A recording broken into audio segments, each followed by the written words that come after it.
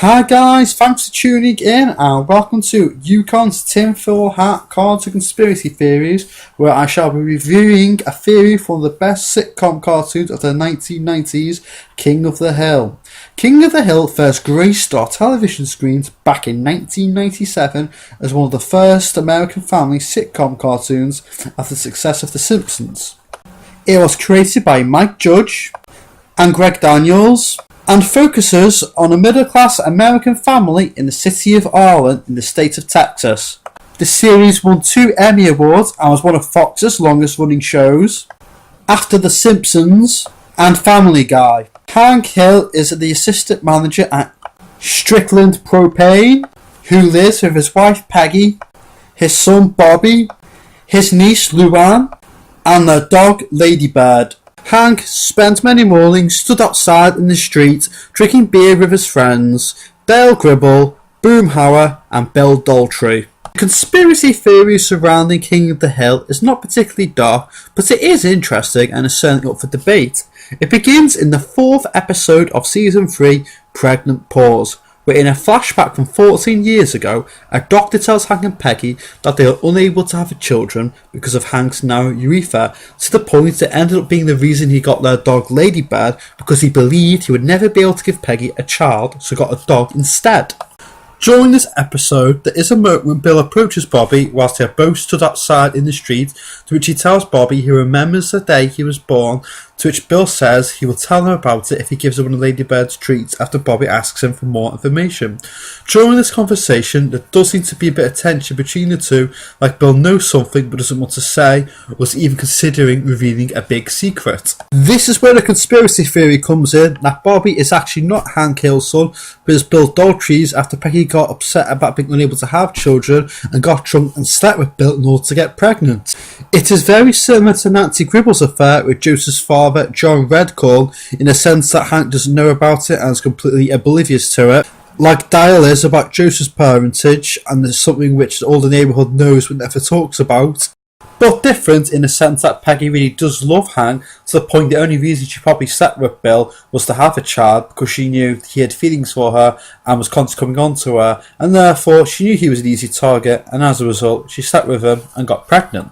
Furthermore, there is also an episode in which Peggy admits she once had sex with another man after she was pressured into it, but it is also very sketchy about who that man is exactly. From the first few episodes of the show, we learn that Bill has gone through what Hank claims as the worst divorce the town has ever seen. In the Season 1 episode, The Wan Saga, Bill is seen looking through his window at the Hill's house, looking very upset before closing the blind and bursting into tears after Hank tells Luann about how bad Bill's divorce was. Although it is never stated exactly why they got divorced, it may well have been that Bill's wife found out about his night with Peggy, and may even have had an affair of her own to exact revenge on him before leaving him, as it is very obvious that Bill is still very depressed and despondent about the divorce. Is this because he knows that Bobby is his only son and is being raised as Hank's? Or could it be because of his feelings for Peggy and feels she just used him to give Hank a child? Throughout the series of King of the Hill, it is quite obvious that Bill does have feelings for Peggy and is having this reoccurring crush, which happens throughout the series. In one episode,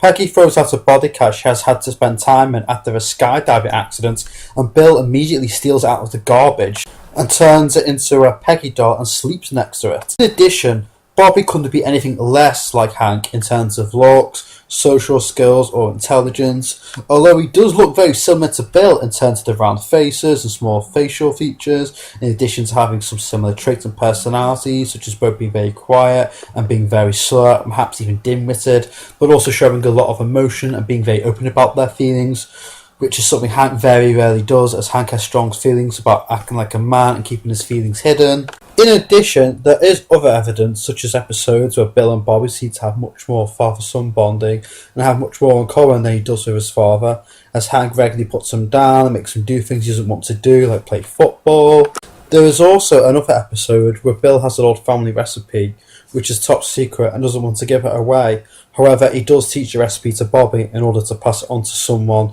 which makes it suspicious, as it is a recipe which is meant to be kept within the family. So it may be that he is passing it on to Bobby because he knows Bobby is his son, which is similar to when John Redcorn gives Joseph Gribble a knife, which was passed down to him from his father, before he goes on a hunting trip with Dale. Bobby is also the Hill's only child, as Lauren is Peggy's brother's daughter, and despite Hank and Peggy having what seems like an active sex life, they are never able to conceive another child throughout the duration of the series, which shows that Hank's narrow urethra is something which really does have an impact on his life. I believe that there is some really good evidence to prove that this theory could well be true. I certainly don't think that a fact that it is, like any other card to conspiracy theory, but I don't see any reason at all why it couldn't be. Bobby does look and act much more like Bill than he does Hank. Bill did go through what seems like a traumatic divorce with his wife, and Hank's narrow urethra did give him and Peggy trouble conceiving, and has continued to since Bobby was born. Adultery is something which does happen in their neighbourhood,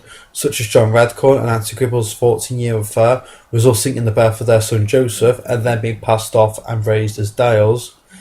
Which shows the show's writers were not been afraid to tackle this kind of subject and could happen in their universe. However, at the same time, producing a storyline like this